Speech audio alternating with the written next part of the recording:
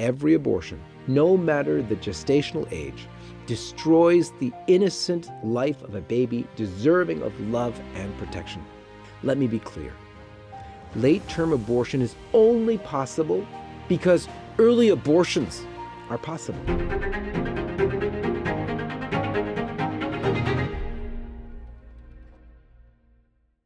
LifeSite News' main goal in an election year is to provide you with up-to-date and accurate information on presidential candidates, positions on abortion. And we're going to get into all of that. But first, I want to tell you about Dr. Warren Hearn. He's one of the few late-term abortionists in the United States of America. And he's something of a pro-abortion celebrity. He keeps getting wheeled out on the mainstream media whenever the pro-abortion fanatics feel that something might change for them. So here he is in September 2024. Watch. Dr. Warren Hearn and his team in Boulder, Colorado specialize in second and third trimester abortion. These are all layers of bulletproof glass? Correct. Those against the practice say it's simply too late in a pregnancy to terminate. The Democrats are radical because the 9 months is just a ridiculous situation where you can do an abortion in the 9th month. But these nicely produced videos full of shots of Dr. Hearn looking compassionate and talking about the service he offers women and freedom, they don't really give you the whole picture. This is what Hearn thinks about pregnancy, as he said to the LA Times in August 2024, and let me quote it for you. "Pregnancy is not a benign condition. It can kill you." He went on to say, and I quote again, "The treatment of choice for pregnancy is abortion, unless the woman wants to carry the pregnancy to term and have a baby. So the treatment of choice for pregnancy is abortion," he said. Unbelievable. The shortage of abortionists willing to carry out late-term abortions is actually what drives him, he says. The LA Times glowingly reports this. Hearn's grisly trade is going to become a lot more common, unless news outlets like LifeSite News can continue to speak out in the run-up to the election. We are doing everything we can to help keep Christ in the election. So please, if you're a U.S. resident, text LifeSite, LIFESITE, to 50155 and give what you can today. Let's proclaim Christ is King together. We need to meet our fundraising goal by the 3rd of October if we are to carry on before it's too late. The public needs to know positions of all candidates for election to make informed decisions. At the bottom of this screen, you can see instructions on how to donate by text. U.S. residents only can text LifeSite, that's LIFESITE, to 50155, and instructions will take it from there. Otherwise, you can go to give.lifesitenews.com. Please donate today for a world where we can speak freely about abortion. And back to Dr. Hearn. While other abortionists shy away from Dr. Hearn's grisly work, the media praises and lionizes him for his willingness to kill babies in the womb at 30-plus weeks gestation. Just last year, The Atlantic published a profile on Hearn describing how tough his work is. And I'll quote for you. "Once or twice during a procedure at 15 or 16 weeks, he used forceps to remove a fetus with a still beating heart. The heart thumped only for a few seconds before stopping. But for a long while after, a vision of that fetus would wake Hearn from sleep. He could see it in his mind, the inches-long body and its heart beating, beating, beating." End quote. Let me tell you, I haven't seen Hearn talk about that in his mainstream media clips. But something happens to the man who preserves in evil. As St. Augustine said, one of the most terrible punishments for sin is being allowed to persevere in more sin. And for Hearn, we're told, eventually he got used to what he was doing. His dreams stopped and he slept easy. He embraced his craft, says the article. In effect, Hearn performed an abortion on his conscience. Perhaps the $6,000 charged per late-term abortion is a powerful incentive. And in 2023, The Atlantic reported that Hearn's business is booming, with an increase of 50% in all his clientele. Even back in 2022, he said, well, you listen for yourself. The number of patients we've seen has basically doubled since a year ago. We can't possibly see all the women who want to come here for help.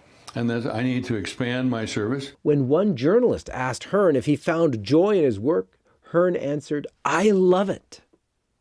Some of those looking to gain political power in the USA seem to love it too. Throughout his presidency, President Biden has called for Congress to codify a federal so-called right to abortion and specifically endorsed the Women's Health Protection Act, which would dramatically restrict states' ability to pass all manner of anti-abortion laws. And take a look at Kamala Harris in the background there when he says it. Congress must restore the right that was taken away in Roe v. Wade and protect Roe v. Wade.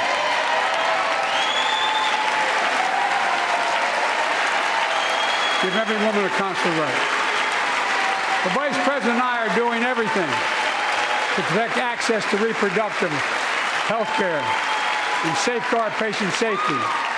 That same Kamala Harris, looking so enthusiastic there at the prospect of the slaughter of unborn children in the womb, has declared that she will take up this fight if she is elected president in November. Listen for yourself. We who will fight for reproductive freedom, knowing if Trump gets the chance, he will sign a national abortion ban to outlaw abortion in every single state, but we are not going to let that happen.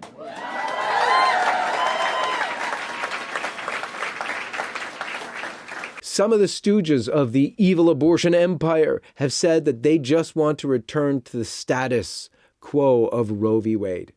But in fact, Harris and others repeatedly refused to name a single time limit on abortion which they would accept. She refuses to answer that question time and time again. Take a look at just one example. What is it that you believe? I mean, what week of pregnancy should abortion access be cut off?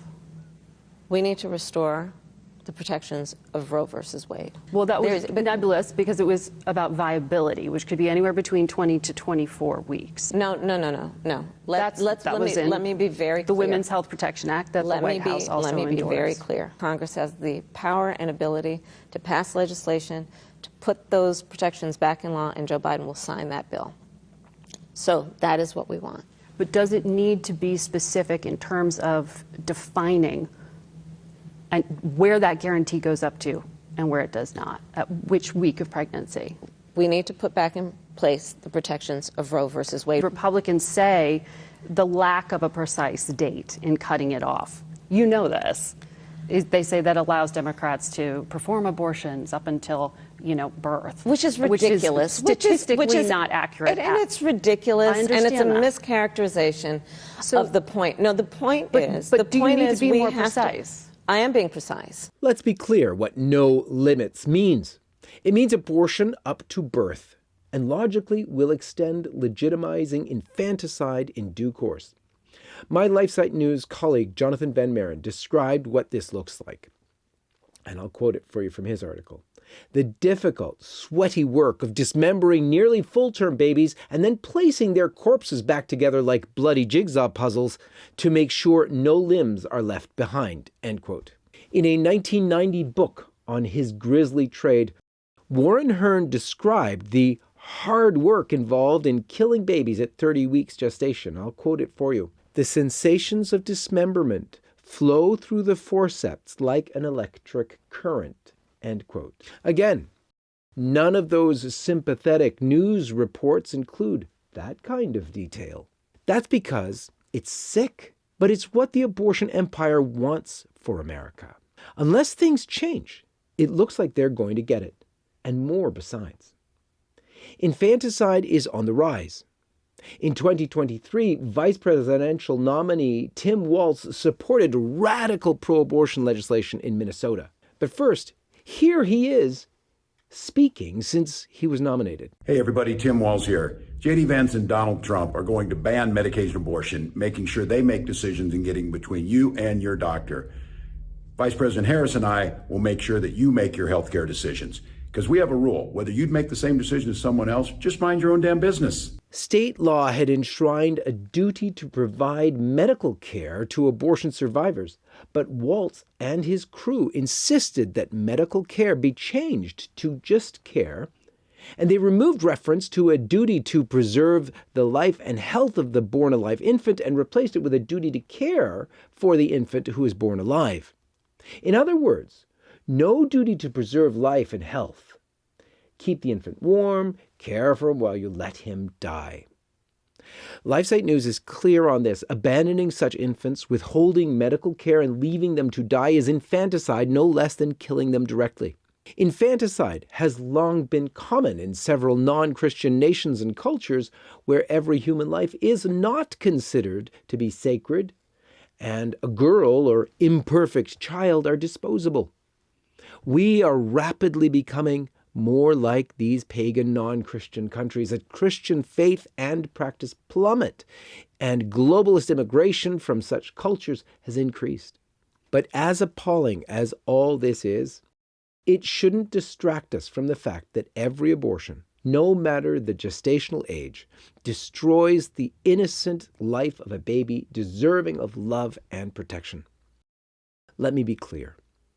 Late-term abortion is only possible because early abortions are possible. While there are early abortions, there will always be late-term abortions.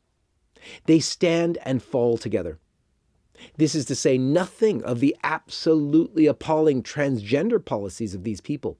For example, did you know that Kamala Harris helped to get a transgender male convict moved to a women's prison along with state-funded sex change surgeries? Take a listen. And listen out for how she claims to be a pioneer here. When I was Attorney General, I learned that the California Department of Corrections, which was a client of mine, I didn't get to choose my clients. Right, a client of the Attorney General. A client of the Attorney General, right. Of the Office of Attorney General, that they were standing in the way of surgery. For prisoners. For prisoners. And there was a specific case. And when I learned about the case, I worked behind the scenes to not only make sure that that transgender woman got the services she was deserving. So it wasn't only about that case. I made sure that they changed the policy in the state of California so that every transgender inmate in the prison system would have access to the medical care that they desired and need. And I believe it was not only, I know it was historic in California, but I believe actually it may have been one of the first, if not the first in the country, where I pushed for that policy in a Department of Corrections. Time magazine, by the way, said that this was a false statement on the part of Trump during the election, but you just heard it from her own mouth. And did you know that in Tim Walz's Minnesota, multiple child sexual abusers have been transferred to female prisons after claiming that they identify as women?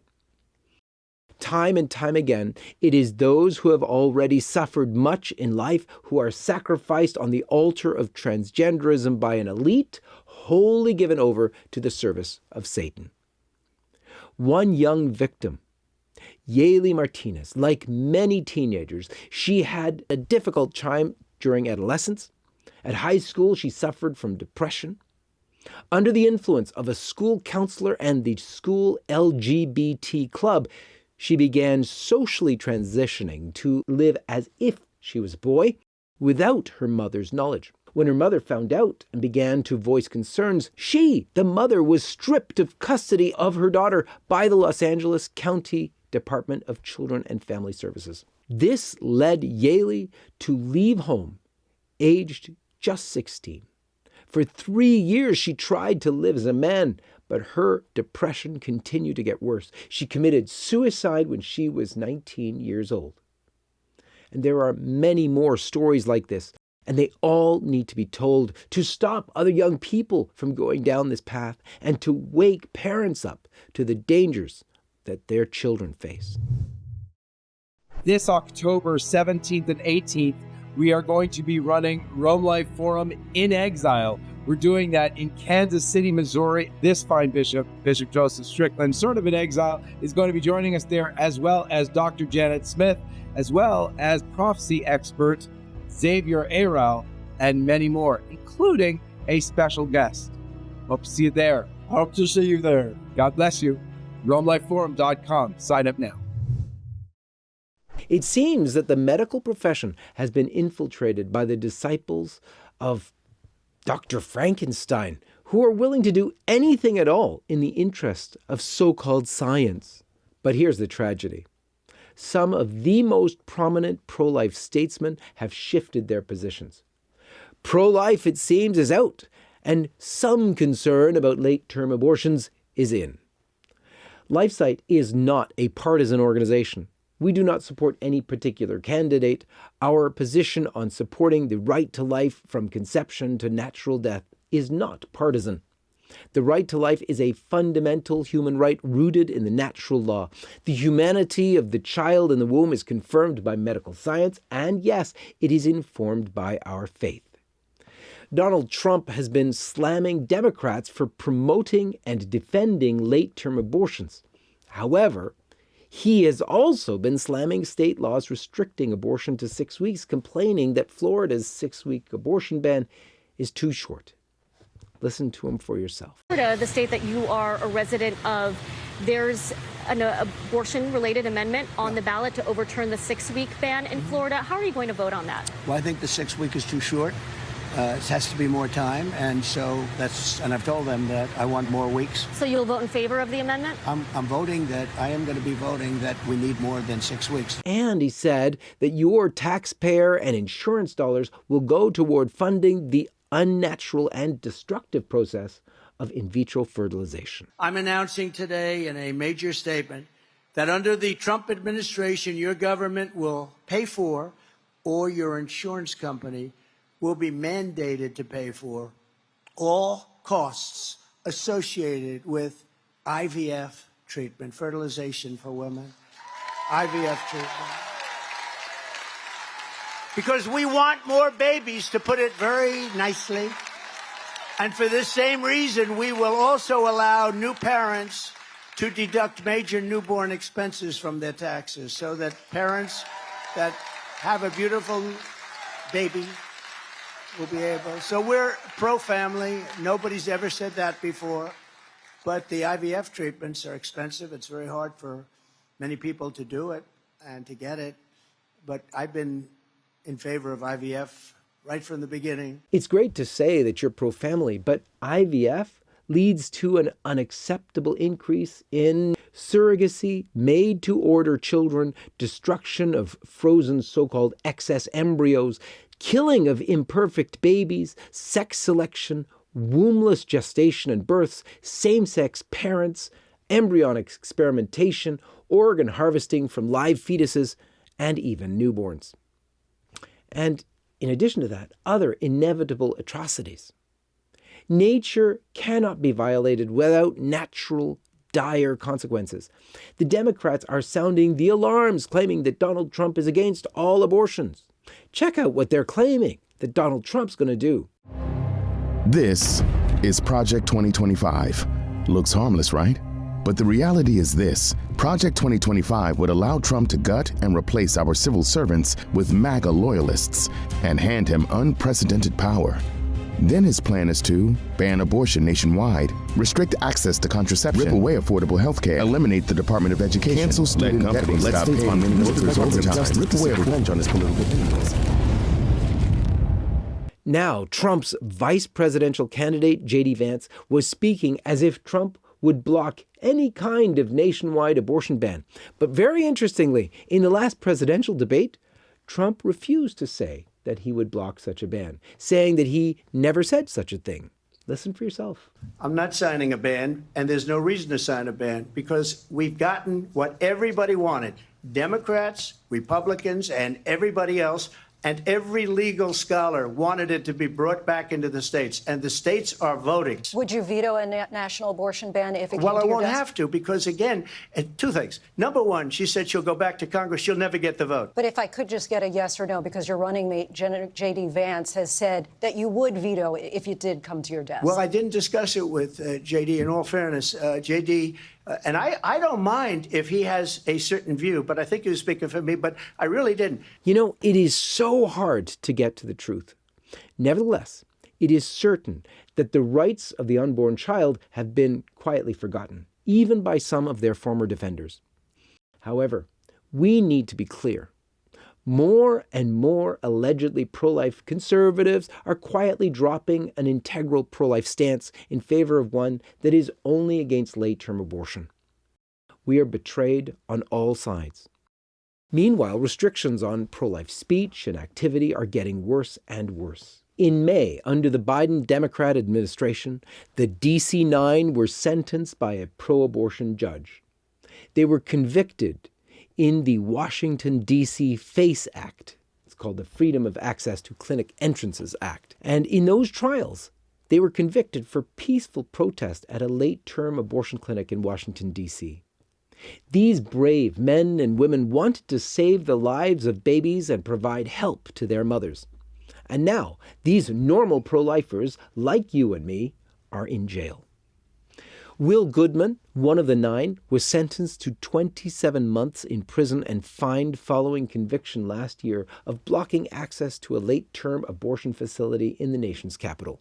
Lauren Handy, John Hinshaw, Heather Idoni, Rosemary Garrity were also found guilty of violating the FACE Act and conspiracy against rights. 4 more pro-lifers were dealt with soon after.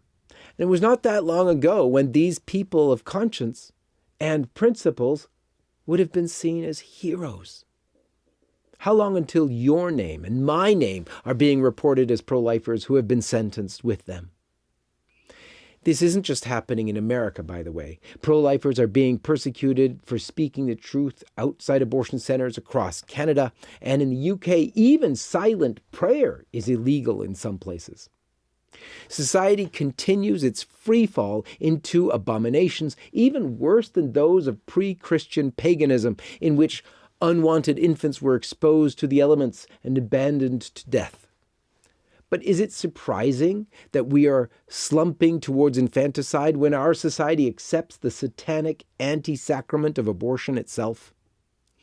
Moloch no longer needs a burning iron statue as in the days of old to receive our helpless innocent babies. He no longer needs his bloodthirsty priests to bang drums and clap their hands in order to drown out the cries of those babies. Modern-day infant sacrifices to Moloch are carried out in the sanitized environment of medical clinics.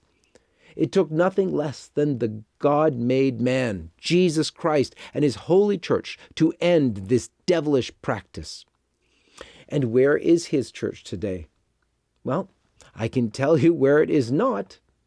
It is not with Cardinal Blaise Cupich, who spoke at the abortion-crazed Democratic National Congress in Chicago a few weeks ago. He was silent about life and morality issues and the Democratic Party's support for abortion, while at the same time Planned Parenthood conducted abortions in their death truck, steps away from the convention center. He was silent about his supposed master, our Lord Jesus Christ, during his 3-minute invocation, where Cardinal Cupich had his pectoral cross hidden inside his jacket. Cardinal Cupich prayed for peace and unity and the good of the nation, and never mentioned the incarnate Son of God, Jesus Christ, our King and Redeemer. Like I said, we are betrayed on all sides. In the face of this betrayal, what are we to do? Well, Sister Lucy of Fatima famously said in 1957, and I quote, We should not wait for an appeal to the world to come from Rome on the part of the Holy Father to do penance, nor should we wait for the call to penance to come from our bishops in our diocese. No, our Lord has already very often used these means, and the world has not paid attention, and that is why it is necessary for each one of us to begin to reform himself spiritually. Each person must not only save his own soul, but also all the souls that God has placed on our path." End quote. So it's up to us, you and me. And that's where LifeSite News comes in. LifeSite News is on the forefront of keeping the world informed about threats to life, faith, family, and freedom. We're at the forefront of covering elections and other major political events from a faithfully Catholic and resolutely anti-abortion perspective. LifeSite News provides an uncompromising defense of life against supporters of abortion in all parties.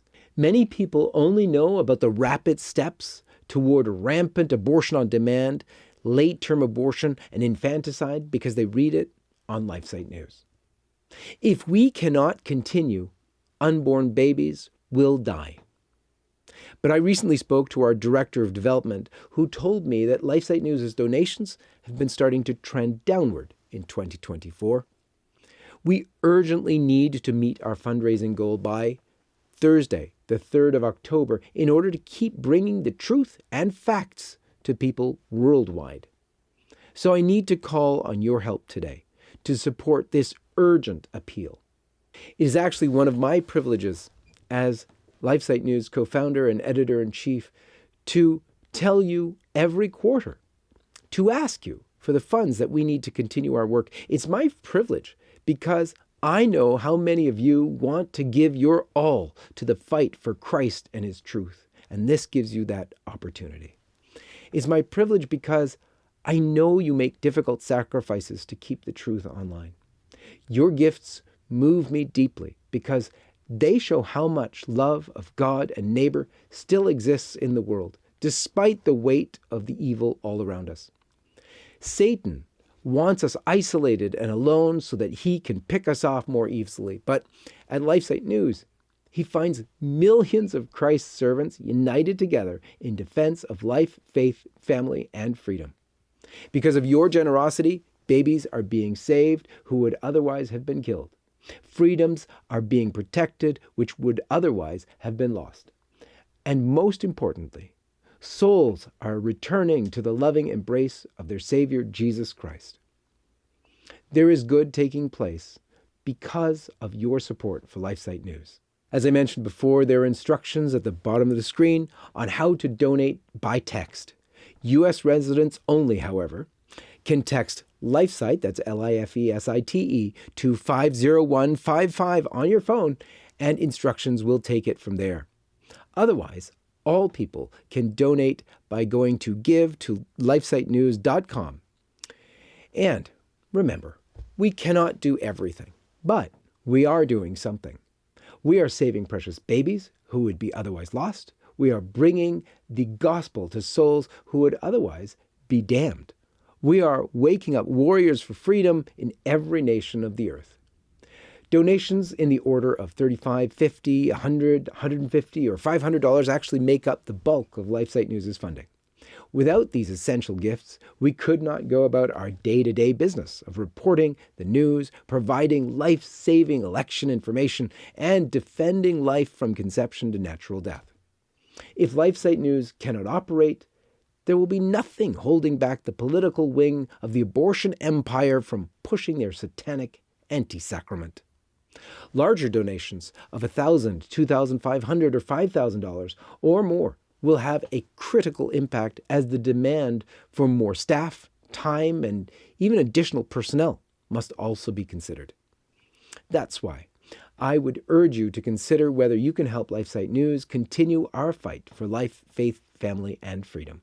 The funds are needed urgently by Thursday, the 3rd of October, and that is the deadline for this fall campaign to close. Please don't delay. Donate today if you can. And remember, Christ is King. And there's one more thing. The abortion doctors They know full well that Christ is the true divine physician. He is the ultimate threat to their evil abortion empire. That's why Dr. Hearn is so desperate and claimed in one of those interviews that Christianity is now the face of fascism in America. You know your opponents are frightened when they start calling you fascists. So one last time, I call on your help today to support this campaign's urgent appeal to help us keep these abortion fanatics on the run. For LifeSite News, this is John Henry Weston, and may God bless you.